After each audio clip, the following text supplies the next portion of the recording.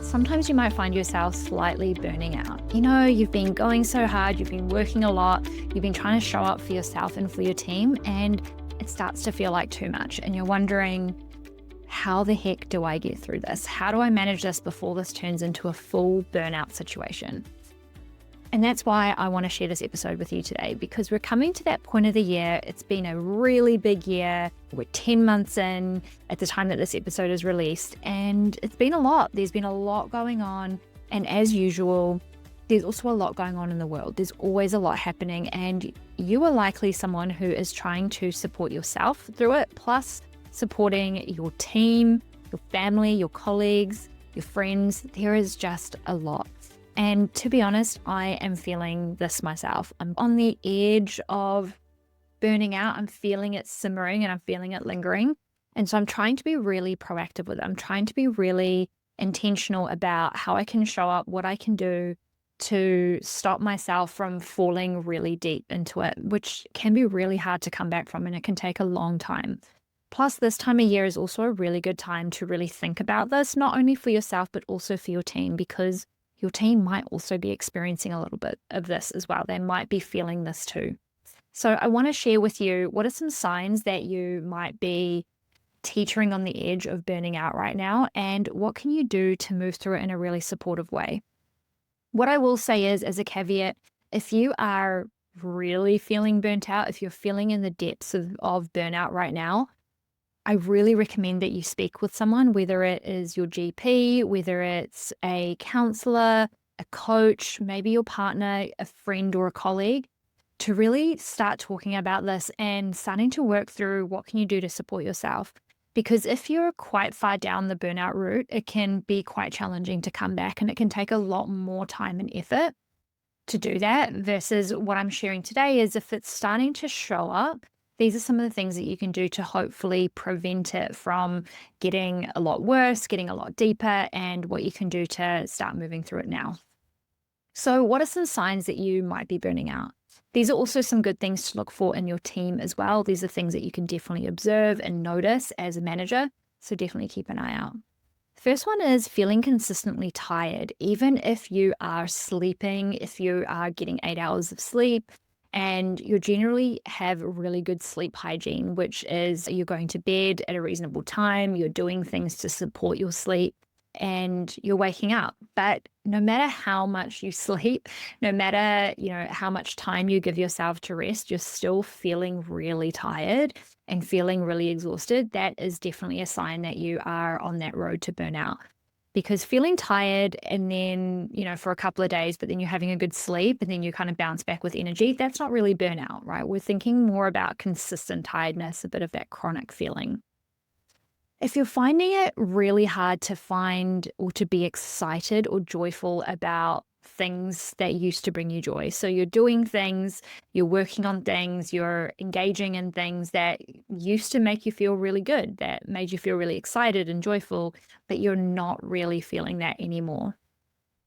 Maybe you're also feeling detached emotionally, mentally. You're just not as engaged in what you used to be, and you're feeling a little bit detached from that experience, and you're not feeling as invested in things and not feeling that interested in things anymore. And you might also be finding yourself increasingly irritated, frustrated. Maybe you've got some resentment building, and it's really just compounding and adding a lot of pressure and weight onto you.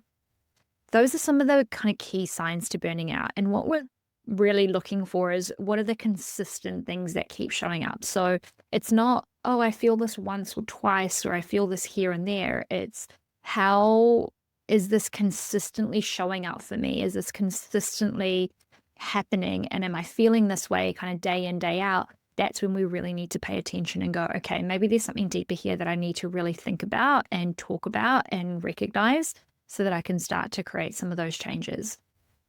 So what might that be? What might it look like to move through this in a really, really supportive way?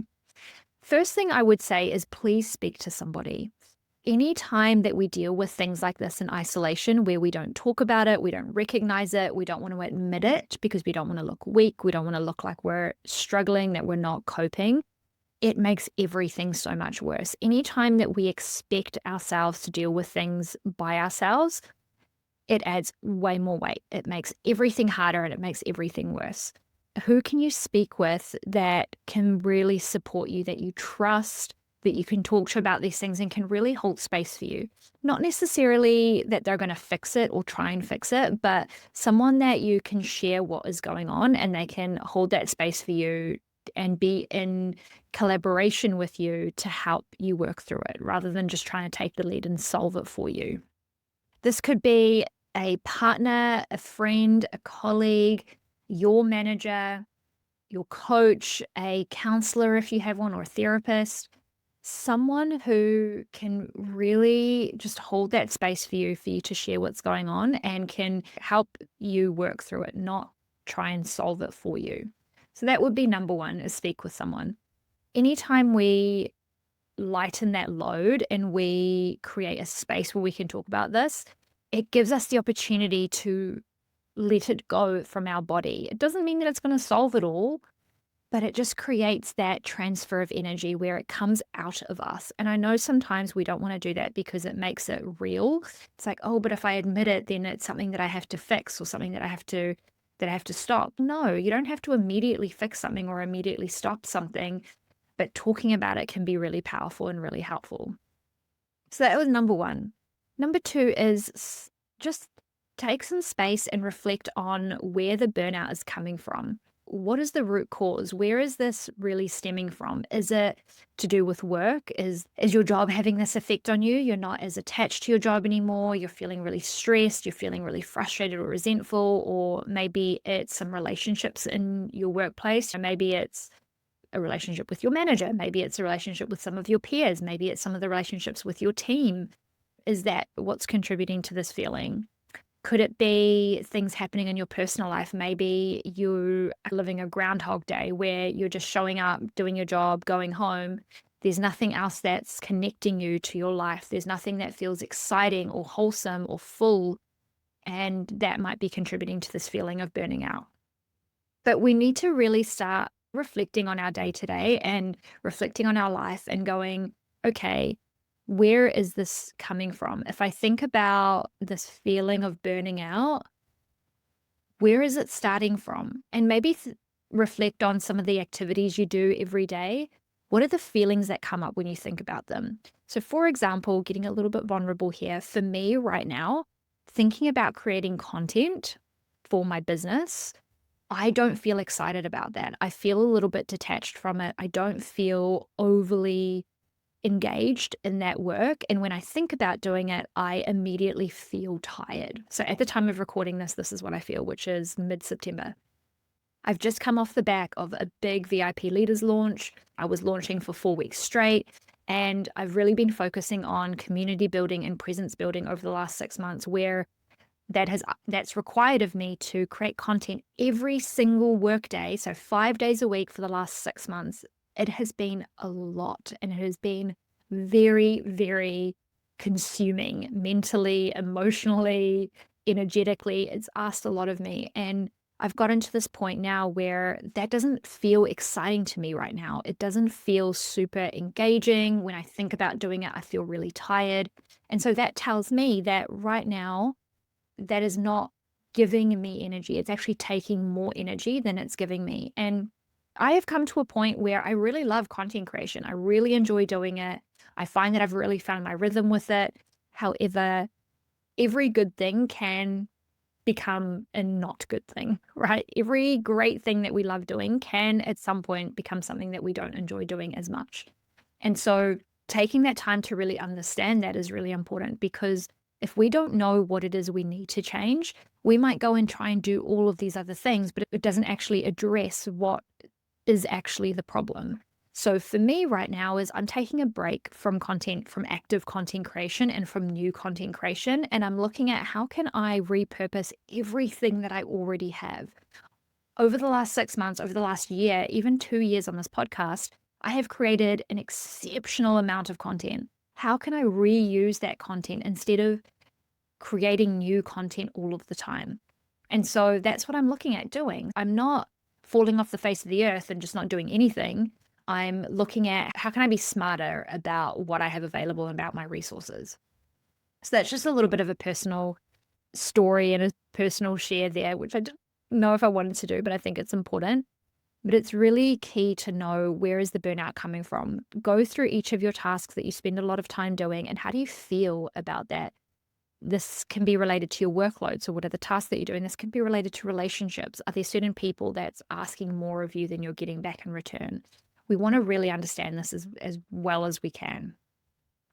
Another thing to do around this as well is do an energy audit. And this is an exercise that I do in my Thriving New Professionals program, is go deep on understanding where are you spending your energy and what's giving you energy. So I call this the energy audit, which is just 2 columns in a table. The left-hand column is energy givers. So what are all of the things that give you energy, whether it's what you're doing, whether it's what you're not doing? What are all of the things that give you a lot of energy? And then on the right-hand side, your energy drainers. What are all of the things that drain your energy? And then dive deeper into that and go, okay, well, how often are my energy fillers present in my day-to-day life? How often am I engaged in things that fill me with energy? And then how often am I engaged with things that drain me of energy? And we need to be really honest with ourselves, because if the predominance of our time and our energy is going to things that drain us, when are we supposed to feel good if we're not doing the things that give us energy and that fill us with energy? This is a really critical exercise, because this brings awareness into our day-to-day around, how much am I doing that spends energy? How much am I doing that gives energy? And we need to make sure that our scale is more in favor of what's giving us energy. Now, we could argue that, well, work drains my energy. Yes, and work can also give us energy if we're doing things that focus on giving us energy, like doing work that are connected to our strengths, doing work that we really enjoy doing work with people that we really enjoy being around, that make us feel good. Those things can give us energy. But we need to understand all of these things to really go, okay, where do I need to create change? What needs to change? What needs to be different? So an energy audit is a really good way to do that. And if you've listened to this episode and you would like me to give you a little bit of a template, message me and let me know. I don't have it as a free resource, but I'm more than welcome to share it with you if you would like to grab one. The next thing is, you've just done your energy audit. The next thing is to review your workload. If your burnout is quite heavily work related, which maybe if you're listening to this episode, it probably is, doing a workload audit is really, really, really important. I have a full resource on how to do a workload audit, which gives you templates. It takes you through exactly what to do. It helps you to identify your critical tasks, your misplaced tasks, and your noisy tasks, to be able to understand what are you spending a lot of your time on doing and which things are actually yours to do, and what things need to be stopped completely or need to be delegated out. So I've got a free resource for that, and I recommend you grabbing it and starting that, because that will help you navigate your workload, especially this time of year. We're coming into the end of the year, which is the classic time for organizations to knuckle down and say, we need to do more work. We need to do all these things. We need to get all these deadlines done before Christmas. And everyone just starts panicking, going a little bit wild and crazy. This is the perfect time to do a workload audit and getting really crystal clear about what your workload looks like and where your attention is needed in your workload. So really, really, really focus on this. You can grab it via the link in the show notes, and it's free and it's super comprehensive. It'll help you out a lot. The next thing that's kind of connected to your workload is delegation. So if you are a manager, no doubt a lot of your burnout will be coming from being really overwhelmed, having a lot to do, especially if you are a highly ambitious person and you are an amazing individual contributor. No doubt you love to do a lot of work. You love to keep busy. Delegating is a really good skill to have and to use. And I actually have a full masterclass on this. It is a pre-recorded masterclass that you can purchase for $97. It's worth over $500. It includes pre-recorded masterclass. It includes a in-depth workbook to work through it all the mindset aspects of delegation. Plus, you will get a delegation planner on how to actually plan. You will learn the delegation diamond, plus knowing how to use the delegation hierarchy as well. And you get a complete reference guide with it. So it's a really great resource, and it takes you through the start to finish on how to delegate, and also how to delegate in a way that people actually are engaged with and want to do work for you. So you can grab that link in the show notes as well. You can grab that masterclass. I'd highly recommend it. It will literally change the way that you navigate your own workload, plus how you think about growing and developing your team. So I would highly recommend. But this is a really critical piece. If you're on the cusp of burning out and you know that if nothing changes, that's where you're going to end up, then starting to delegate is a really important skill and exercise that you need to start engaging in, because burning out requires us to seek support. It requires us to look at how we can create space in our life and in our energy and our time to be able to look after ourselves and still do what we need to do. So one of the things that I see happen too often is people who are burning out, they double down and they're like, oh my gosh, something's wrong. I need to make sure that I do better and do more and make sure that I'm good enough. And then that just leads them to burning out more, rather than speaking to someone, seeking help, managing their energy, looking at things, looking at how they can support their energy, and looking at how they can actually reach out and seek support from other people. And delegation is a way to do that. So you don't have to do everything yourself. And as a manager, your workload doesn't have to be a million times bigger than your team's. Everyone can have the same workload, because we're delegating and we're managing workload in a way that supports people in the best way. We're getting the best out of them. We're really focused on giving them the things that they need to develop and to grow. And so learning how to delegate is really important. And the masterclass will teach you all about how to do that. The last thing that I will say around how to support yourself through the simmerings of burnout and to stop yourself from going down that path is look at how you can bring more joy back into your day to day. So in a work context, this might seem really challenging. It's like, oh, how can I make work more exciting? How can I make work more enjoyable? Think about how can you do little things that bring you joy. So maybe it's bringing your favorite tea to work and enjoying that in between meetings. Maybe it's going to the park across the road and twice a day going and sitting there and just people watching, listening to the birds, watching the trees. I don't know. Maybe it's taking your favorite book to work with you and reading that in breaks. So making sure you actually leave your desk, go to the lunchroom and actually read your book for half an hour. What are some small things that you can do to bring a little bit more joy into your day?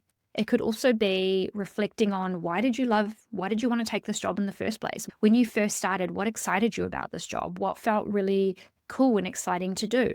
Because we lose that over time, right? We lose that excitement and that joy for the work that we do because we just get bogged down and we just lose sight of all of that.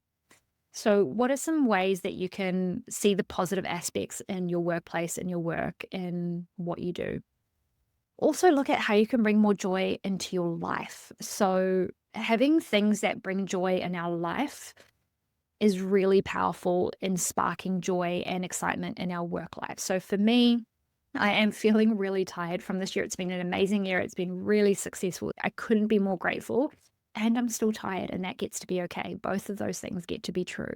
And for me right now, spending time in my veggie garden, getting that ready for spring and for summer, sharing that content has been so energizing. It's been so exciting, and I've loved it so much, to the point where it's actually made me excited about my day-to-day work as well. So having things that really bring you joy in your personal life can spark that energy and that excitement in your work life too.